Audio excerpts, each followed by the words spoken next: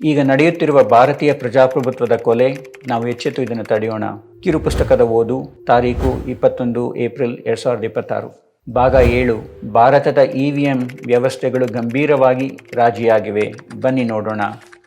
ಭಾರತದಲ್ಲಿ EVM ವ್ಯವಸ್ಥೆಗಳು ಗಂಭೀರವಾಗಿ ರಾಜಿಯಾಗಿವೆ. ಶ್ರೀ ಮಾಧವ್ ಅರವಿಂದ್ ದೇಶಪಾಂಡೆ ಅವರು ಅಮೆರಿಕ ಮತ್ತು ಭಾರತದಲ್ಲಿ ವ್ಯಾಪಕ ಅನುಭವ ಹೊಂದಿರುವ ಖ್ಯಾತ ಕಂಪ್ಯೂಟರ್ ವಿಜ್ಞಾನಿ ಮತ್ತು IT ಸಿಸ್ಟಮ್ ತಜ್ಞರು. ಅವರು ಹಿಂದೆ ಅಮೆರಿಕ ಅಧ್ಯಕ್ಷ ಬರಾಕ್ ಒಬಾಮಾ ಅವರ ಆಡಳಿತಕ್ಕೆ ಸಲಹೆಗಾರರಾಗಿಯೂ ಸೇವೆ ಸಲ್ಲಿಸಿದ್ದಾರೆ. ಭಾರತದ EVM ವ್ಯವಸ್ಥೆಗಳಲ್ಲಿನ ದೋಷಗಳನ್ನು ಅವರು ಹಲವು ವರ್ಷಗಳಿಂದ ಎತ್ತಿ ತೋರಿಸ್ತಾ ಇದ್ದಾರೆ ಮತ್ತು ಕೆಲವು ಸರಳ, ಕಡಿಮೆ ವೆಚ್ಚದ ಕ್ರಮಗಳ ಮೂಲಕ ಅವುಗಳನ್ನು ಹೇಗೆ ಹೆಚ್ಚು ವಿಶ್ವಾಸಾರ್ಹಗೊಳಿಸಬಹುದು ಎಂದು ಎಲೆಕ್ಷನ್ ಕಮಿಷನ್ಗೆ ತಿಳಿಸ್ತಾನೆ ಇದ್ದಾರೆ. ಅವರು ನೀಡಿದ ಕೆಲವು ಸರಳ ಸಲಹೆಗಳನ್ನು ಚುನಾವಣಾ ಆಯೋಗವು ಇದುವರೆಗೆ ಜಾರಿಗೆ ತಂದಿಲ್ಲ. ಉದಾಹರಣೆಗೆ, EVMನ ಕಂಟ್ರೋಲ್ ಯೂನಿಟ್ಗಳಲ್ಲಿ GPS ಟ್ರ್ಯಾಕಿಂಗ್ ವ್ಯವಸ್ಥೆ ಅಳವಡಿಸೋದು. ಇವಾಗ ಎಲೆಕ್ಷನ್ ಕಮಿಷನ್ ಏನು ಹೇಳುತ್ತೆ, ಅಪ್ಪ ನೀವು EVM ವೋಟ್ ಮಾಡಿ, ಅದನ್ನೇ ಹೋಗಿ ಒಂದು ಸ್ಟ್ರಾಂಗ್ ರೂಮಲ್ಲಿ ಸ್ಟೋರ್ ಮಾಡಿರ್ತೀವಿ, ಎಣಿಕೆ ದಿನ ತೆಗೆದು ಎಣಿಕೆ ಮಾಡ್ತೀವಿ ಅಂತ ಹೇಳಿ, ರೈಟ್? ಸೊ ಅದು EVM ಎಲ್ಲೆಲ್ಲಿಗೆ ಹೋಗಿದೆ ವೋಟ್ ಆದಮೇಲೆ, ಅದು ಹೋಗಬಾರ್ದ ಕಡೆ ಹೋಗಿದೆಯಾ, ಹೋಗಬೇಕಾಗಿರೋ ಕಡೆ ಮಾತ್ರ ಹೋಗಿದೆಯಾ ಅಂತ ತಿಳಿಯೋದಕ್ಕೆ GPS tracking is very useful. ಭಾಳ very simple and affordable. So ಅದನ್ನು EVM ಯಂತ್ರವು ಹೋಗಬಾರದ ಜಾಗಕ್ಕೆ ಹೋಗಿ ಬಂದಿದ್ದರೆ ಅದು ಕೂಡಲೇ ಏನೋ ತಪ್ಪು ನಡೆದಿದೆ ಅಂತ ಸೂಚನೆ ನೀಡುತ್ತದೆ. It will raise a red flag. ಮತದಾನದ ಸಮಯದಲ್ಲಿ EVM ಮತ್ತು VVPAT ಯಂತ್ರಗಳನ್ನು ಎಲೆಕ್ಟ್ರಾನಿಕ್ ಆಗಿ ಜೋಡಿಸುವುದು, ಪೇರಿಂಗ್. ಎಣಿಕೆಯ ಸಮಯದಲ್ಲಿ ಆ ಯಂತ್ರಗಳು ಅದೇ ಜೋಡಣೆಯುಳ್ಳ ಯಂತ್ರಗಳೇ ಎಂದು ಮರುಪರಿಶೀಲಿಸುವುದು. ಇನ್ನೊಂದು ಸಲಹೆ ಅವರು ಕೊಟ್ಟಿದ್ದು, ಎಲೆಕ್ಷನ್ ಕಮಿಷನ್ ಅದಕ್ಕೆ ಏನು ಗಮನ ಕೊಡದೇ ಇರೋದು, ಮತದಾನ ಘಟಕ ಅಂದರೆ ಬ್ಯಾಲೆಟ್ ಯೂನಿಟ್ನಿಂದ ನಿಯಂತ್ರಣ ಘಟಕಕ್ಕೆ ಅಂದರೆ ಕಂಟ್ರೋಲ್ ಯೂನಿಟ್ಗೆ, ಅಲ್ಲಿಂದ VVPATಗೆ ಮತ್ತೆ ನಿಯಂತ್ರಣ ಘಟಕಕ್ಕೆ ಡೇಟಾ ಸಾಗುವಾಗ, ಹಾಗೆಯೇ ಮತದಾನ ಮತ್ತು ಮತ ಎಣಿಕೆ ನಡುವಿನ ಅವಧಿಯಲ್ಲಿ ಡೇಟಾ ಸಾಗಿಸುವಾಗ ಆ ಸಂದರ್ಭದಲ್ಲಿ ಡೇಟಾ ಸಮಗ್ರತೆ, ಡೇಟಾ ಇಂಟೆಗ್ರಿಟಿ ಕಾಪಾಡಲಾಗಿದೆ ಎಂದು ತಿಳಿಯಲು ಚೆಕ್ಸಮ್ ಎಂಬ ಒಂದು ಎಲೆಕ್ಟ್ರಾನಿಕ್ ಲಾಕ್ ವಿಧಾನವನ್ನು ಬಳಸಬಹುದು. ಮತದಾನ ಮುಗಿದ ತಕ್ಷಣ ಸೃಷ್ಟಿಯಾಗುವ ಚೆಕ್ಸಮ್ ಅನ್ನು ಮುದ್ರಿಸಿ ಪ್ರತಿಯೊಬ್ಬ BLAಗೆ ನೀಡಬಹುದು. ಪ್ರತಿ EVMಗೆ ಸಂಬಂಧಿಸಿದ ಚೆಕ್ಸಮ್ ಅನ್ನು ಚುನಾವಣಾ ಆಯೋಗ ವೆಬ್ಸೈಟ್ನಲ್ಲಿ ಪ್ರಕಟಿಸಬಹುದು. ನಂತರ ಮತ ಎಣಿಕೆ ಸಮಯದಲ್ಲಿ ಇದೇ ಚೆಕ್ಸಮ್ ಇದೆಯಾ ಅಂತ ಇಲ್ವಾ ಅಂತ ಹೋಲಿಕೆ ಮಾಡಿ ನೋಡ್ಬೋದು. ಡೇಟಾ ತಿರುಚಲಾಗಿದೆಯೇ ಅಥವಾ ಹಸ್ತಕ್ಷೇಪ ನಡೆದಿದೆಯೇ ಎಂಬುದನ್ನು ಪರಿಶೀಲಿಸಬಹುದು. ಈ ಚೆಕ್ಸಮ್ ತಂತ್ರಜ್ಞಾನ 40 ವರ್ಷಕ್ಕಿಂತ ಹಳೆಯದಾದ ಚೆಕ್ಸಮ್ ತಂತ್ರಜ್ಞಾನ ಮಾಹಿತಿ ತಂತ್ರಜ್ಞಾನ ಕ್ಷೇತ್ರದಲ್ಲಿ ಬಹಳ ಬಳಕೆ ಆಗುತ್ತಿರುವ ಮತ್ತು ವಿಶ್ವಾಸಾರ್ಹ ವ್ಯವಸ್ಥೆ ಆಗಿದೆ. ಇಡೀ ಭಾರತ ದೇಶದ ಮತದಾರರ ಪಟ್ಟಿಯನ್ನು ಕ್ಲೌಡ್ನಲ್ಲಿ ಸಂಗ್ರಹಿಸಿ ಇಡಲು ವರ್ಷಕ್ಕೆ ಕೇವಲ 5,000 ರೂಪಾಯಿ ಮಾತ್ರ ವೆಚ್ಚವಾಗಬಹುದು ಅಂದಾಜಾಗಿ. ಇದನ್ನು ಸಾರ್ವಜನಿಕರಿಗೆ ಲಭ್ಯವಾಗುವಂತೆ ಮಾಡಿದರೆ, ಸರ್ಚಬಲ್ ಫಾರ್ಮ್ಯಾಟಲ್ಲಿ ಮಾಡಿದರೆ, ಯಾರು ಬೇಕಾದರೂ ನಕಲಿ ಹೆಸರುಗಳನ್ನು ಪತ್ತೆ ಹಚ್ಚಬಹುದು ಮತ್ತು ತಮ್ಮ ಹೆಸರು ಸರಿಯಾದ ಜಾಗದಲ್ಲಿ ಇದೆಯಾ ಅಂತ ಖಚಿತಪಡಿಸ್ಕೋಬಹುದು. ದೇಶದ ಪ್ರತಿಯೊಂದು ಬೂತ್ನ ಮತದಾನ ಪ್ರಕ್ರಿಯೆಯು ಅದರ ವಿಡಿಯೋ ರೆಕಾರ್ಡಿಂಗ್ ಅನ್ನು ಸಂಗ್ರಹಿಸಿ ಇಡಲು ವರ್ಷಕ್ಕೆ ಅಂದಾಜು 2,10,00,000 ರೂಪಾಯಿ ವೆಚ್ಚವಾಗಬಹುದು. ಇದನ್ನು ಬಹಳ ಸುಲಭವಾಗಿ ಸಂರಕ್ಷಿಸಿ ಪ್ರಕಟಿಸಬಹುದು. ಇದರಿಂದ ಚುನಾವಣಾ ಆಯೋಗವು ಹೇಳುವುದರ ಹಾಗೂ ಮಾಡುವುದರ ಮೇಲೆ ಸಾರ್ವಜನಿಕರ ವಿಶ್ವಾಸವನ್ನು ಸಂಪಾದಿಸಬಹುದು. ವೆಚ್ಚದ ಕಾರಣ ನೀಡಿ ಇದನ್ನು ನಿರಾಕರಿಸಲು ಸಾಧ್ಯವಿಲ್ಲ. ಒಂದು ವರ್ಷಕ್ಕೆ 2,10,00,000 ಅಂದರೆ ಅದು ಏನು ಲೆಕ್ಕ? ಎಲೆಕ್ಷನ್ ಕಮಿಷನ್ಗೆ ಇಡೀ ದೇಶದಲ್ಲಿ ಎಲೆಕ್ಷನ್ನ ಬಗ್ಗೆ ವಿಶ್ವಾಸಾರ್ಹತೆ ಮೂಡಿಸೋದಕ್ಕೆ ಏನು ಲೆಕ್ಕ ಇಲ್ಲ. ಅದು ಚುನಾವಣಾ ಆಯೋಗವು ಈ ಮೇಲಿನ ಯಾವುದೇ ಸಲಹೆಗಳ ಬಗ್ಗೆ ಪಾರದರ್ಶಕವಾಗಿಲ್ಲ, ಮೌನವನ್ನು ವಹಿಸಿದೆ ಮತ್ತು ಇವುಗಳನ್ನು ಸ್ವೀಕರಿಸುವ ಮನೋಭಾವ ತೋರಿಸಿಲ್ಲ. ಭಾರತದ ಈಗಿನ ವ್ಯವಸ್ಥೆಗಳ ಬಗ್ಗೆ ಶ್ರೀ ಮಾಧವ್ ದೇಶಪಾಂಡೆ ಅವರು ವಿವಿಧ ಸಮಯಗಳಲ್ಲಿ ವಿವಿಧ ಸಂದರ್ಭಗಳಲ್ಲಿ ಮಾಡಿರುವ ಮಂಡನೆಗಳಲ್ಲಿ ಬಹಳಷ್ಟು ಇತರೆ ಅಂಶಗಳನ್ನು ಹಂಚಿಕೊಂಡಿದ್ದಾರೆ. ಅವುಗಳಲ್ಲಿ ಕೆಲವು ಈ ಕೆಳಕಂಡಂತಿದೆ. ಸಿಂಬಲ್ ಲೋಡಿಂಗ್ ಯೂನಿಟ್ SLU ಇದು ಚುನಾವಣಾ ಆಯೋಗದ ಒಂದು ಕೊಠಡಿಯಲ್ಲಿ ಕುಳಿತಿರುವ ವ್ಯಕ್ತಿಯ ಸೂಚನೆಯಂತೆ ಕಾರ್ಯನಿರ್ವಹಿಸುತ್ತದೆ. ಬಿಹಾರದ SIR ನಂತರ ಅಂತಿಮ ಮತದಾರರ ಪಟ್ಟಿ ಪ್ರಕಟವಾದ ಮೇಲೂ ಮತದಾನ ಕೇವಲ 5 ದಿನಗಳ ಮೊದಲು ಮತದಾನಕ್ಕೆ ಕೇವಲ 5 ದಿನಗಳ ಇರುವಾಗ ಅದಕ್ಕೆ ಮೊದಲು 3 ಲಕ್ಷ ಹೊಸ ಮತದಾರರನ್ನು ಸೇರಿಸಲಾಗಿದೆ.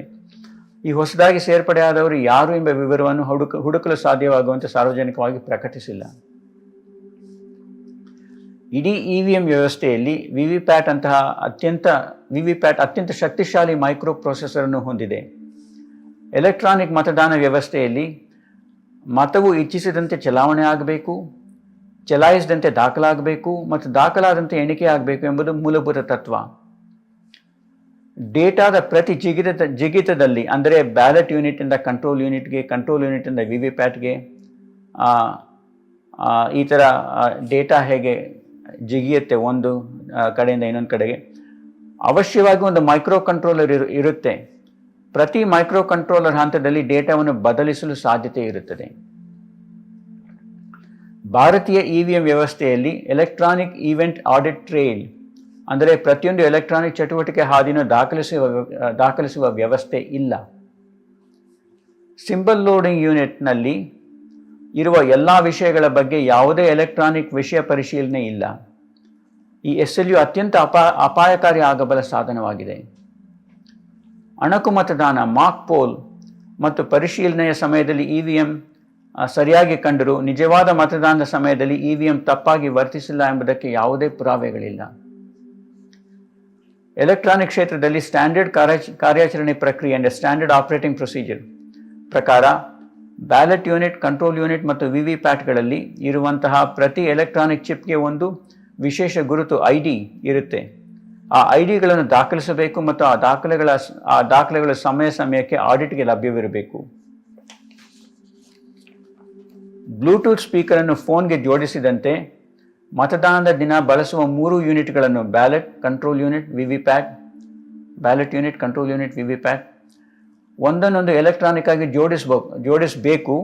ಆ ಜೋಡಣೆಯು ಎಣಿಕೆಯ ದಿನದವರೆಗೆ ಹಾಗೇ ಇರಬೇಕು.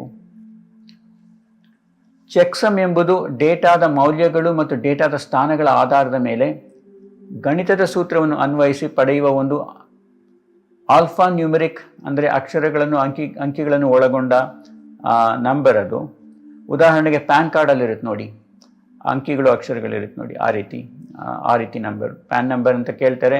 ಅದರಲ್ಲಿ ಆ್ಯಕ್ಚುಲಿ ಅಕ್ಷರಗಳು ಅಂಕಿಗಳು ಎರಡೂ ಇರುತ್ತೆ. ಈ 3 ಯೂನಿಟ್ಗಳ ಚೆಕ್ಸಮ್ ಒಂದೇ ಆಗಿದ್ದರೆ ಮಾತ್ರ ಡೇಟಾ 3 ಯೂನಿಟ್ಗಳಲ್ಲಿ ಒಂದೇ ಇದೆ ಅಂತ ಹೇಳ್ಬೋದು. ಇವಿಎಂ ವ್ಯವಸ್ಥೆಯ 3 ಘಟಕಗಳಲ್ಲಿ ವಿವಿಪ್ಯಾಟ್ ಅತಿ ಅಪಾಯಕಾರಿ ಘಟಕವಾಗಿದೆ. SLU ಎಂಬುದು ವಿವಿಪ್ಯಾಟ್ಗೆ ಸಂಪರ್ಕಿಸಲಾಗುವ ಹೊರಗಿನ ಸಾಧನವಾಗಿದೆ. SLU ಹೇಗಿರುತ್ತದೆ ಎಂಬುದನ್ನು ಚುನಾವಣಾ ಆಯೋಗ ಸಾರ್ವಜನಿಕವಾಗಿ ತೋರಿಸುವುದಿಲ್ಲ. ಆದರೆ ಅದು USB ಸಾಧನವಾಗಿರ್ಬೋದು ಅಥವಾ ವೈಯಕ್ತಿಕ ಕಂಪ್ಯೂಟರ್ ಆಗಿರ್ಬೋದು. ವಿವಿಪ್ಯಾಟ್ಗೆ ಅಪ್ಲೋಡ್ ಮಾಡಬೇಕಾದ ಡೇಟಾವನ್ನು ಒಂದೇ ಕೊಠಡಿಯಿಂದ ನಿಯಂತ್ರಿಸಲ್ಪಡುವ ಚುನಾವಣಾ ಆಯೋಗದ ವೆಬ್ ಸರ್ವರ್ನಿಂದ ಡೌನ್ಲೋಡ್ ಮಾಡಲಾಗುತ್ತೆ ಮತ್ತು ಆ ಡೇಟಾ ಪ್ರತಿಯೊಂದು ವಿವಿಪ್ಯಾಟ್ಗೆ ಪ್ರತ್ಯೇಕವಾಗಿರುತ್ತದೆ. ಯಾರಾದರೂ ಆ ವೆಬ್ ಸರ್ವರ್ನಲ್ಲಿರುವ ಡೇಟಾಕ್ಕೆ ಪ್ರವೇಶ ಪಡೆದರೆ ಅವರು ಎಲ್ಲೋ ಒಂದು ಕಡೆ 10 ಅಡಿ ಬೈ 10 ಅಡಿ ಗಾತ್ರದ ಕೊಠಡಿಯಲ್ಲಿ ಕುಳಿತುಕೊಂಡು ದೇಶದ ಯಾವುದೇ ಭಾಗದ ವಿವಿಧ ವಿವಿಪ್ಯಾಟ್ಗಳಿಗೆ ಯಾವ ಡೇಟಾ ಡೌನ್ಲೋಡ್ ಆಗಬೇಕು ಎಂಬುದನ್ನು ನಿಯಂತ್ರಿಸುವ ಶಕ್ತಿ ಇದೆ. ಅವರು ಯಾವ ಕ್ಷೇತ್ರದಲ್ಲಿ ಯಾರು ಗೆಲ್ಲುವರು ಮತ್ತು ಎಷ್ಟು ಅಂತರದಿಂದ ಗೆಲ್ಲುವರು ಎಂಬುದನ್ನು ತೀರ್ಮಾನಿಸಬಹುದು. SLUನಲ್ಲಿ ಕೇವಲ ಅಭ್ಯರ್ಥಿಗಳ ಚಿಹ್ನೆಯ ಚಿತ್ರಗಳಿರುತ್ತವೆ ಎಂದು ಆಯೋಗ ಹೇಳುತ್ತದೆ. ಆದರೆ ಇದುವರೆಗೂ ಯಾರಿಗೂ ಆ SLU ಒಳಗೆ ಏನಿದೆ ಎಂದು ಪರಿಶೀಲಿಸಲು ಆಯೋಗ ಅವಕಾಶ ನೀಡಿಲ್ಲ. ಕಂಟ್ರೋಲ್ ಯೂನಿಟ್ನಲ್ಲಿ ಫಲಿತಾಂಶದ 2 ಪ್ರತಿಗಳಿರುತ್ತವೆ ಮತ್ತು ಎರಡನೇ ಪ್ರತಿ ಬ್ಯಾಕಪ್ ಎಂದು ECI ಚುನಾವಣಾ ಆಯೋಗ ಹೇಳುತ್ತೆ. ಆದರೆ ಯಂತ್ರವೇ ಹಾಳಾದರೆ ಬ್ಯಾಕಪ್ ಕೂಡ ನಾಶವಾಗುತ್ತೆ ಅಲ್ವೇ? ಹಾಗಾಗಿ ಇದು ಒಳ್ಳೆಯ ಆಲೋಚನೆ ಅಲ್ಲ. ಈ 2ನೇ ಪ್ರತಿ ಯಾವಾಗ ತಯಾರಾಗುತ್ತೆ ಮತ್ತು 2 ಪ್ರತಿಗಳು ಒಂದೇ ಆಗಿವೆಯೇ ಎಂಬ ಪ್ರಶ್ನೆಗೆ ಆಯೋಗ ಉತ್ತರಿಸಿಲ್ಲ. ಒಂದು ವೇಳೆ 2 ಪ್ರತಿಗಳು ಭಿನ್ನವಾಗಿದ್ದರೆ ಪರಿಶೀಲನೆಗೆ 1 ಪ್ರತಿಯನ್ನು ತೋರಿಸಿ ಎಣಿಕೆಗೆ ಇನ್ನೊಂದು ಪ್ರತಿಯನ್ನು ಬಳಸುವ ಸಾಧ್ಯತೆ ಇರುತ್ತದೆ. ಚುನಾವಣಾ ಆಯೋಗ ಈ ವಿಚಾರದಲ್ಲಿ ಯಾವುದೇ ಪಾರದರ್ಶಕತೆ ತೋರಿಸಿಲ್ಲ ಮತ್ತು ಅದು ಯಾವುದಕ್ಕೂ ಸ್ಪಂದಿಸಿಲ್ಲ.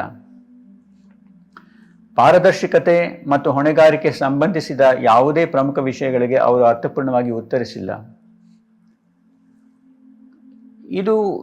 ಈಗೆಲ್ಲ ಏನು ಹೇಳಿದ್ದೀನಿ, ಏನು ಓದಿದ್ದೀನಿ, ಹೇಳಿದ್ದೀನಿ, ಇದರಿಂದ ನಾವು ಅರ್ಥ ಮಾಡ್ಕೊಳ್ಬೇಕಾಗಿರೋದು ಒಂದು ಕಂಪ್ಯೂಟರ್ ವಿಜ್ಞಾನ ಮತ್ತು ಮಾಹಿತಿ ತಂತ್ರಜ್ಞಾನದ ಬಗ್ಗೆ ಮಿತವಾದ ಜ್ಞಾನವಿರುವ ಅಥವಾ ಜ್ಞಾನವೇ ಇಲ್ಲದಿರುವ ಸಾಮಾನ್ಯ ಜನರಿಗೆ ಅಂತ ನನ್ನಂತ ಅವರಿಗೆ ಉದಾಹರಣೆಗೆ ಇದರಿಂದ ತಿಳಿಯುವ ಒಂದು ಪ್ರಮುಖ ವಿಷಯ ಎಂದರೆ ಭಾರತೀಯ EVM ವ್ಯವಸ್ಥೆಯಲ್ಲಿ ಸಾಮಾನ್ಯ ಜನರಿಗೆ ಎಂದಿಗೂ ತಿಳಿಯದ ಮತ್ತು ಅರ್ಥ ಮಾಡಿಕೊಳ್ಳಲು ಸಾಧ್ಯವಾಗದ ಅನೇಕ ವಿಷಯಗಳು ನಡೆಯುತ್ತವೆ ಮತ್ತು ಮುಂದೆಯೂ ನಡೆಯಬಹುದು.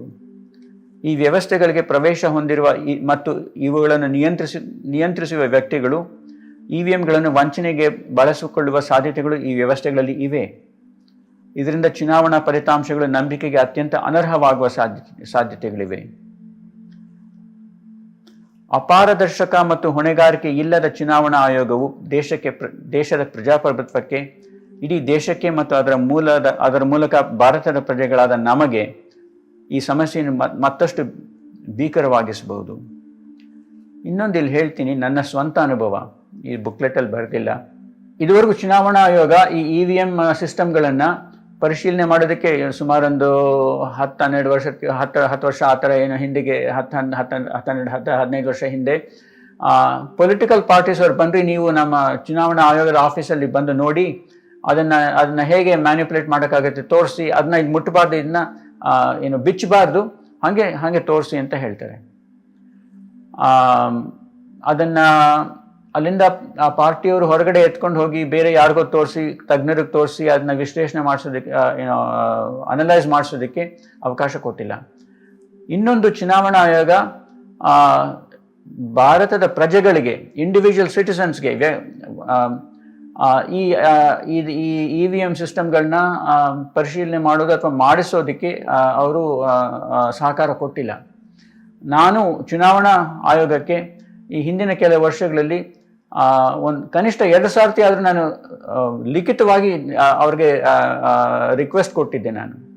ನನಗೆ EVM ಸಿಸ್ಟಮ್ಸು ಒಂದು 3 ಸಿಸ್ಟಮ್ ನನಗೆ ಇಶ್ಯೂ ಮಾಡಿ, ಅದಕ್ಕೆ ನಿಮ್ಮದು ನೀವೇನು ಖರ್ಚು ಮಾಡಿರ್ತೀರಿ ಅದಕ್ಕೆ ಅದು ಹೇಳಿ, ಅಪ್ಪ ನಿಮಗೆ ತೊಂದರೆ ಆಗೋದು ಬೇಡ, ನಾನು ದುಡ್ಡು ಕೊಡ್ತೀನಿ, ನಾನು ವೈಯಕ್ತಿಕ ದುಡ್ಡು ಕೊಡ್ತೀನಿ, ನೀವು ನನಗೆ ಇಶ್ಯೂ ಮಾಡಿ, ಅದ್ರ ಜೊತೆಗೆ ಒಂದು ಲೆಟ್ರ್ ಕೊಡಿ, ನಾನು ಇದನ್ನು ನಮ್ಮ ದೇಶದಲ್ಲಿ ಆಗಲಿ, ಇನ್ನು ದೇಶದ ಹೊರಗಿನವರಿಂದ ಆಗಲಿ, ಇದನ್ನು ಯಾರಿಂದ ಬೇಕಾದ್ರೂ ಇದನ್ನು ಪರಿಶೀಲನೆ ಮಾಡಿಸ್ಬೋದು, ಇದನ್ನು ಎಲ್ಲಿಗೆ ಬೇಕಾದರೂ ಎತ್ಕೊಂಡು ಹೋಗ್ಬೋದು, ಇದರಲ್ಲಿ ಏನೆಲ್ಲ ವಲ್ನರಬಿಲಿಟೀಸ್ ಇದೆ ಅಂತ ಅದನ್ನು ವಿಶ್ಲೇಷಣೆ ಮಾಡಿ ಅದೊಂದು ವರದಿ ತಯಾರು ಮಾಡಿಸಿ ನಾನು ಬಹಿರಂಗವಾಗಿ ಅದನ್ನು ಪಬ್ಲಿಷ್ ಮಾಡ್ತೀನಿ, ನಿಮಗೂ ಕೊಡ್ತೀನಿ ಒಂದು ಕಾಪಿ. ಇದರಲ್ಲಿ ಪಾರದರ್ಶಕತೆ ಇರಲಿ. ಯಾಕೆ ಇದು ಈ EVM ಸಿಸ್ಟಮ್ಸ್ ಮತ್ತು ಚುನಾವಣೆಗಳು ಇದು ರಾಜಕೀಯ ಪಕ್ಷಗಳಿಗೋಸ್ಕರ ಅಲ್ಲ, ಜನಗಳಿಗೋಸ್ಕರ ಇರೋದು, ಸಾಮಾನ್ಯ ಜನರಿಗೋಸ್ಕರ ಇರೋದು. ಇದಕ್ಕೆ ಕೊಡಿ ಅಂತ ಕೇಳಿದೆ, ಉತ್ತರನೇ ಇಲ್ಲ. ಮತ್ತೆ RTI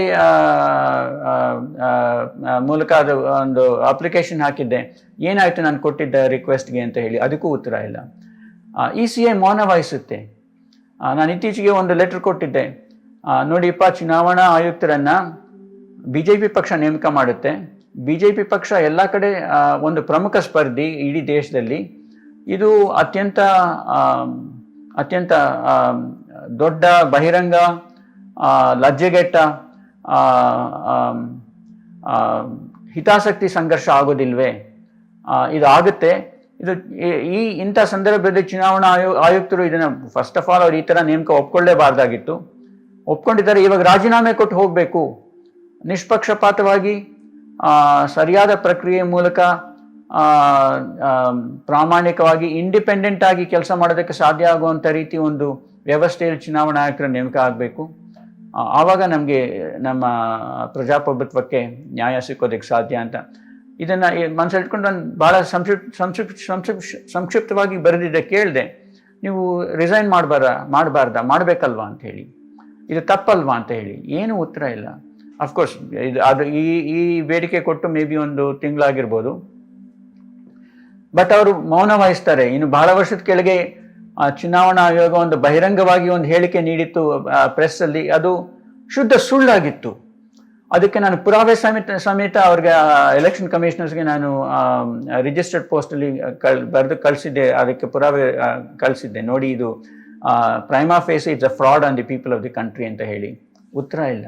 ಆ್ಯಕ್ಚುಲಿ ಅವರು ಒಂದು ರಿಪ್ಲೈ ಬಂತು, ಏನಪ್ಪ ಅಂತಂದರೆ ಅವರು ಈ ಪ್ರಶ್ನೆಗೆ ಉತ್ತರ ಕೊಡಲಿಲ್ಲ, ಒಂದು ಅದರಲ್ಲಿ okay we are to for better understanding of the processes involved, please refer to this manual published ಅಂತ. ಆ ಮ್ಯಾನ್ಯುವಲ್ ಒಂದು 100 ಪೇಜ್ ಏನೋ ಇತ್ತು. ನನ್ನ ಪ್ರಶ್ನೆಗೂ ಅದ್ರ ಏನು ಉತ್ತರನೇ ಇಲ್ಲ ಅದರಲ್ಲಿ. ECI ಅವ್ರು ಮೌನ ವಹಿಸುತ್ತೆ ಅಥವಾ ಒಂದು ಹಾರಿಕೆಯ ಉತ್ತರ ಕೊಡುತ್ತೆ, ಸರಿಯಾಗಿ ನಾವು ಕೇಳಿದ ಪ್ರಶ್ನೆಗೆ ಉತ್ತರ ಕೊಡಲ್ಲ. This has been the track record. ವಿಷಾದಕರ ವಿಷಯ ಏನಪ್ಪ ಅಂದರೆ,